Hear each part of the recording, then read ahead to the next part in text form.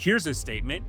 If you pull every dollar that Iguini controls, or at least that he has a hand in, outside of the Mexican financial economy, the Mexican economy collapses overnight.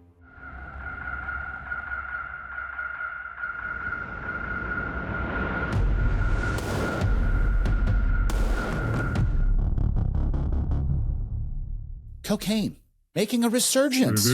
Maybe the movie Blow is trending again on Netflix. Maybe that's what happened, which is a fantastic movie, by the way. People should watch it.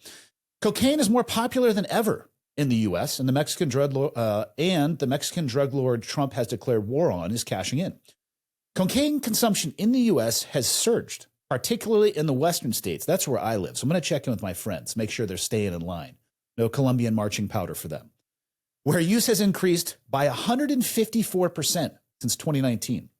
This resurgence has benefited Mexican drug cartels, notably the Jalisco New Generation Cartel, CJNG, which I'm going to add to this. Their abbreviation, shouldn't it be JNGC? Because they got their letters all jumbled. Why has it got to be CJNG? Spanish.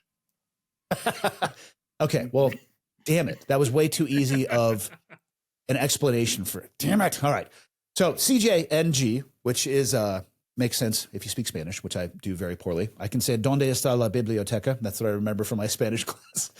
Led by, maybe you can correct me on this name, Nemesio Rubén El Mencho Oseguera Cervantes. Was that even close? Perfect. Good. Okay. Good enough. All right.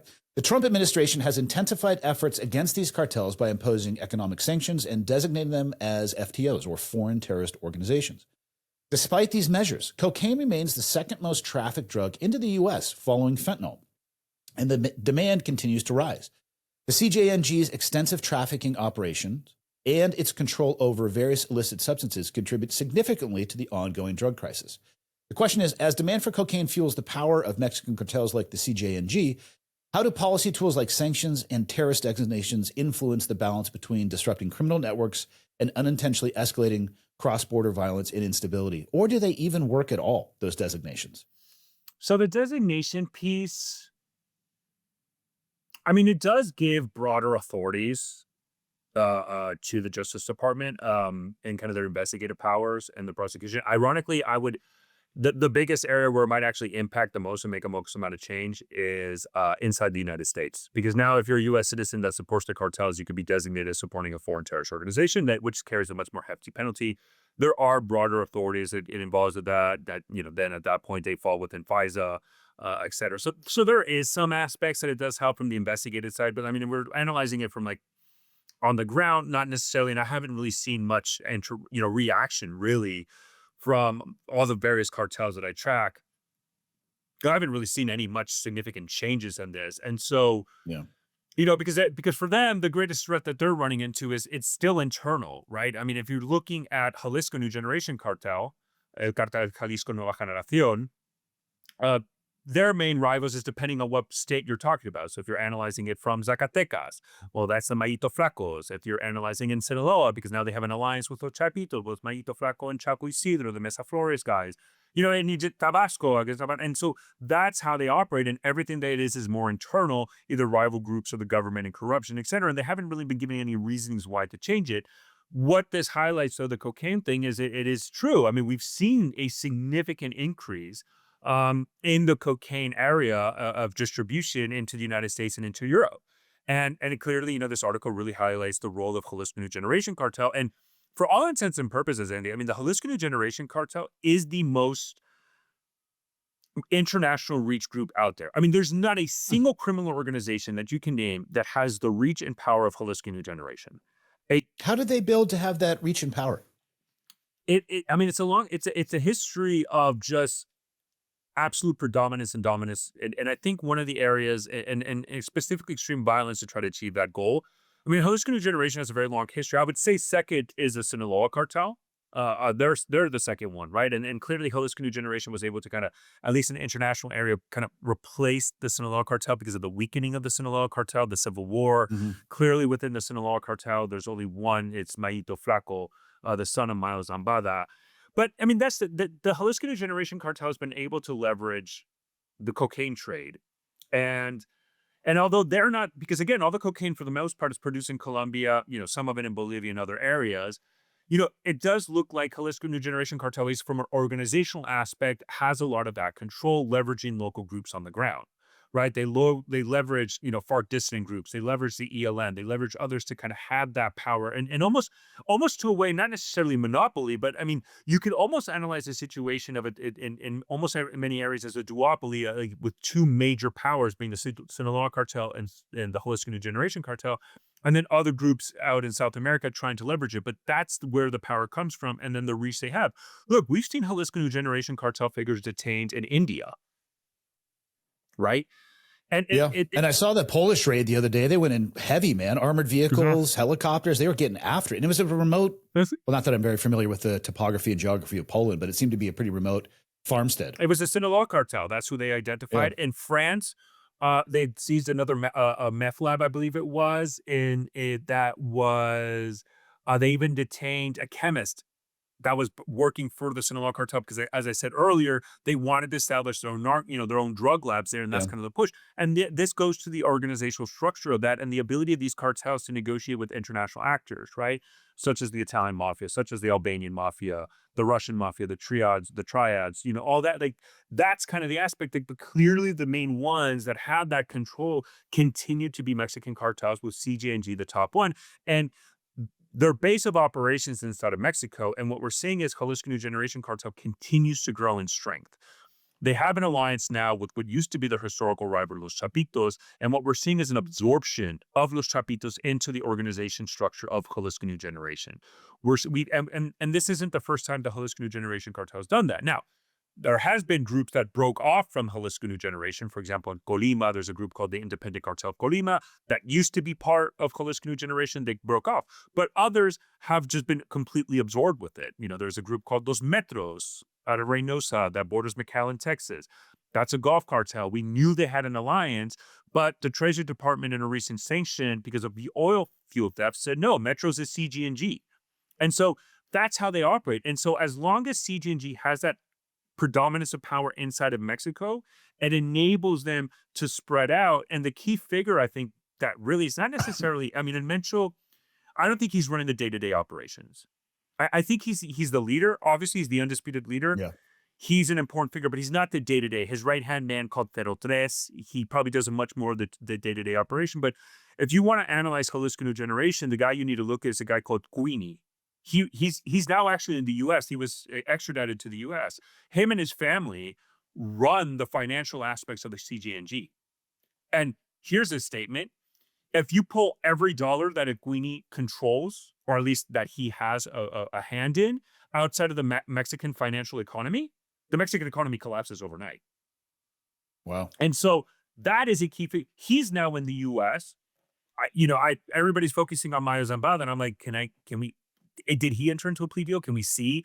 Can we ask questions? Because that Iguini is such an important figure that's now in the United States, but it goes to that financial reach because, again, he's the one that made, I think, Jalisco New Generation such a powerhouse because of the financial control. Everybody, let's be real with each other for a second. Most doctors do not care about optimization. They do care about you, but they're checking your basic labs. They tell you that everything is looking normal, and they're going to send you on your way. Meanwhile, you're feeling tired, your performance is slipping, and you know that something is off, and that is where Marek Health comes in. Marek Health isn't your typical doctor's office. They're a next-level health optimization platform that actually listens to you, runs advanced lab testing, and helps you optimize your hormones, your metabolism, and your overall performance. So whether you're looking to boost your energy, maybe gain some muscle mass, or you just feel like you're not your best self anymore and you want to change that, Marek gives you those tools and can help you make it happen. You have two options. You can go with their guided optimization program and get a dedicated health coach and medical provider to help you with supplements and prescription treatments. Or if you're more of a do-it-yourself type of person, you can order self-service lab tests and take control of your health on your own terms. The best part is, either option that you pick, you can get 10% off of your order right now. Just go to marekhealth.com and use the code FOCALPOINT at checkout. That's MAREK health.com with the code FOCALPOINT for 10% off. I want to thank our partners over at Ammo Squared. They've built what they call America's Ammunition Reserve. Basically, this is an ammo savings account. You can sign up, pick from more than 70 different calibers. You can set an auto-buy budget and either choose a shipping schedule, or you can just let your personal reserve grow. Over time, your ammo stacks up and it's stored for free in their climate-controlled facilities in Texas and Idaho until you are ready to ship. There are no minimums, there's no extra fees. It works whether you have a small budget or you just don't want to drop a few grand all at once. Thank you so much, Ammo Squared, for providing this cool service and for supporting the show. Yeah, I'd love to get it. Well, probably should give it to somebody who understands forensic accounting, but I'd love to get an inside look at those books. I mean, we're talking, these are Fortune 50 companies. These are insanely lucrative business. And again, like if you put, and that's just one cartel. This is just CJNG. If you pull all the money from that Equini made out of the Mexican economy collapses overnight. Just this one. Mexico, the fifth largest employer in Mexico literally is cartels. All the various cartels is considered the fifth largest employer. There's a reason why, and it's kind of like when people's like, how can we solve this? And it's like, pick your poison. Because why hasn't the United States sanctioned any really important Mexican base? You're going to tell me not a single Mexican financial institution is not in line with Mexican cartels? I mean, there has been absurd stories about how cartel members realize it's easier to do money this way and put it in these types of bags and fold it and all that. So that way in the banks, it's easier for them to deposit it. I mean, yeah, but not a single Mexican, but because there's also a concern in the United States that, do we really want our largest trading partner to collapse when we have China that we have to worry about? That's pick your poison. And it's not as easy as people think. No, people want it to be binary. Let's just flip a light switch and we'll solve this problem, but nothing in the world is. What do you think is causing this resurgence in cocaine, and why Western states? That is the East Coast. They just don't like to party. What's going on? I live in New York. So I would disagree with that statement that people don't like to party here. What I would say is, I think that again, we've seen this though since last year, if not 2023. Cocaine has. I think the thing is that fentanyl became a focus. Yeah. And I think we kind of lost track of how cocaine is still the predominant drug. And one of the interesting aspects is, with the drop in fentanyl, right? I honestly look, every cartel is involved in fentanyl, every single one. And it's funny because for years, we would see both the Sinaloa cartel, Los Chapitos, Mayo Zambada back in the day, Jalisco New Generation Cartel say, we're not going to push fentanyl and we're going to kill anybody who pushes fentanyl. That was cartel propaganda bullshit. They were pushing fentanyl. But there was one key guy who would do it, and it was Ivan Archibaldo, the son of El Chapo and the leader of Los Chapitos. He was the key man that was pushing fentanyl into the United States. Like, if you want that one boogeyman, that one poster child, wanted, dead or alive, Ivan Archibaldo. Right? And I said that in previous interviews with you guys, but that's the thing. And so I think because of his weakening, that's why fentanyl hasn't been pushed so much. And so people then started to see, because the focus was on fentanyl, that cocaine was going up. But we've already seen cocaine always go up. And my question is, have we ever even seen a drop in smuggling of cocaine? Like, legitimately. And it goes to the power. It's a fair question. And so I think the Wall Street Journal, how they framed it, I'm not disagreeing with it per se necessarily, but I think it's more of a focus thing. And I think the United States, for obvious reasons, was focusing on fentanyl because of the death that it produced. And so obviously from a national and domestic security perspective and health, fentanyl became the main problem set. And that's where all the attention is and focus, for obvious reasons, that maybe the cocaine trade trying to go up, and maybe there's been a refocus on cocaine. But again, for years now, at least 2024, I've been shocked by the amount of maritime vessels seized that had record amounts of cocaine. And it just shows that it's just easy for them to do it. And don't be surprised if we've seen cocaine labs in Europe seized. Don't be surprised if that is going to explode even inside the United States. I mean, it's just an ever evolving. Again, these are cartels or corporations. They're very adaptable, extremely adaptable, and they will find ways to make money. And if they say, hey, fentanyl is too much or too hard, or the guys who used to do it, or it's hard to get it from China, okay, don't worry, we got cocaine from Colombia. Let's go. Human smuggling, avocados, you name it. Yeah, I don't understand why people look at these organizations as if they're defined by their rigidity. And I'm not an expert in them, but the people I talk to that are, they're much more like water. They just, here's an obstacle. We're just going to flow around this. Oh, there's a huge crackdown on the southern border. Well, let's take a look at the northern border. What's going on up there? You know, how can we structure our operation there? Like you said, it doesn't surprise me that, hey, we're going to have chemists and labs in these countries, and that way we don't have to actually bring across an illicit illegal product. No, these are just chemicals that are used for something else. And in this random configuration, it becomes something that is Here's an example. I mean, really, Choose an example. The really only way to describe that is that's smart business. I mean, I'm sorry, we're talking about a criminal organization, but that's smart. Marijuana. Once states started legalizing marijuana, the amount of marijuana seizures plummeted across the border. Guess what exploded in response? Illegal grows. That's it. In like national parks, I've talked with, John Norris, a buddy of mine who lives here in Montana, and it's just like, we're finding them in national parks and places where they're rerouting water supplies and using these chemicals that kills everything.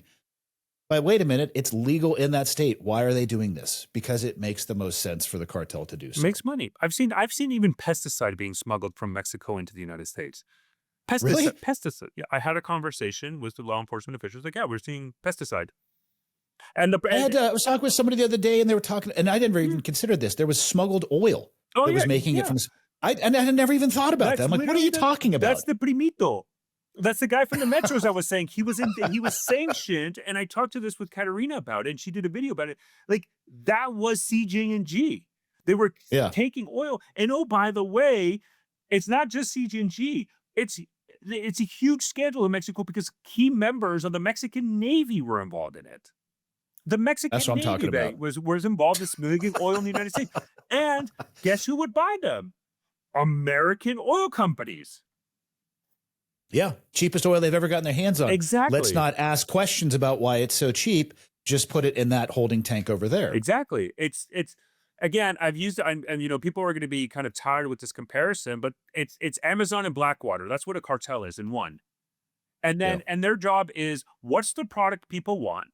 And how do we get it there? And then it's somebody else's responsibility to get it to the street level a lot of times, specifically drugs. So think of like a shipping container. I used this previously, like Maersk. Think of Maersk. Yeah. What is Maersk's job? My job is to get cargo from Shanghai to Los Angeles. But once it hits the port of Los Angeles, Maersk says, okay. Yeah, their job's done. For the cartels, the same. Do I need to get it to LA, Chicago, Atlanta, DC, New York, Tulsa, Oklahoma? Where's the end goal? So then I push it out to somebody, and it's their responsibility then to get it to the users. But hey, you give me my share, I did my job, right? And I think that's where generally the cartels operate, and that's kind of like loosely how it differentiate between a cartel and a gang. Is the cartels is at the macro, and they're a quantity, and for them, they put as part of their business plan if drugs get seized, if a leader gets captured, if a leader gets killed. It's part of the business structure. Oh my God, they captured our key financial operative. Okay, well, for them, that's a business loss. Okay, he quit, basically, right? How would a corporation respond? And that's how these guys are. And that's where there's a rigidity in the sense of maybe some of the command structure and the personalities and how in that aspect. So some of them are much more ribbed from like top down, up down, and kind of the horizontal, and some are much more fluid. But when we're talking to them from a business perspective, absolutely not. They'll see any opportunity they see they can make money, they will turn on a dime and run with it. And they don't have to wait for approval or anything, because at the end of the day, the approval is the dollars that they have in their hands, not how they obtained it.